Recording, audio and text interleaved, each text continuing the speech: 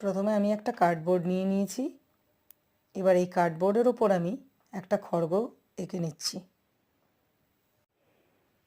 হালকা করেই দাগ দেব।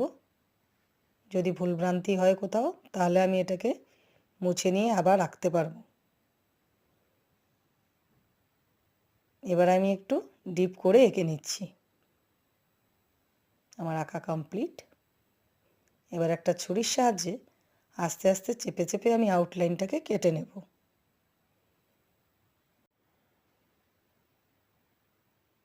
কার্ডবোর্ডটা আমি একটু শক্তই নিয়েছি,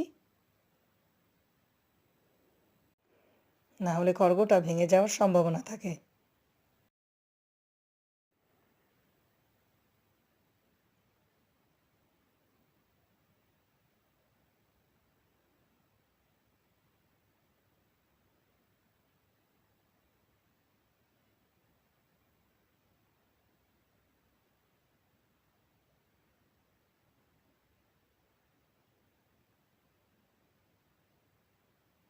যেমন খুশি তেমন সাজো প্রতিযোগিতায় এই ধরনের খড়গ বানিয়ে দিতে পারবেন। এটা খুবই নিরাপদ।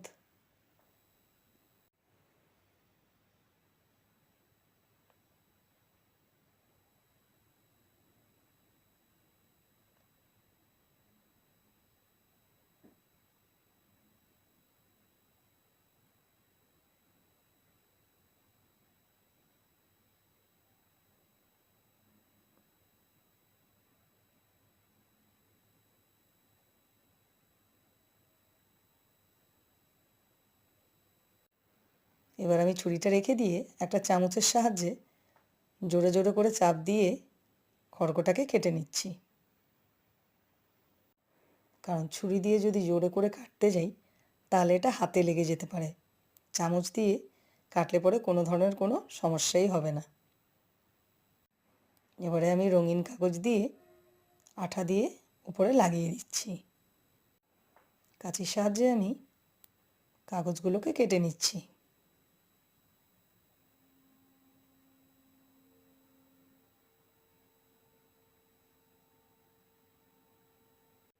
খড়গটা তৈরি করার পর আমি এতে একটু লাল রং লাগিয়ে দিয়েছি।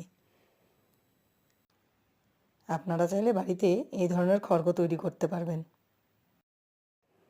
এতে বেশি সামগ্রীর প্রয়োজন পড়ে না। খড়গটা আপনাদের কেমন লেগেছে অবশ্যই কমেন্টে জানাবেন। শেয়ার, সাবস্ক্রাইব করতে ভুলবেন না।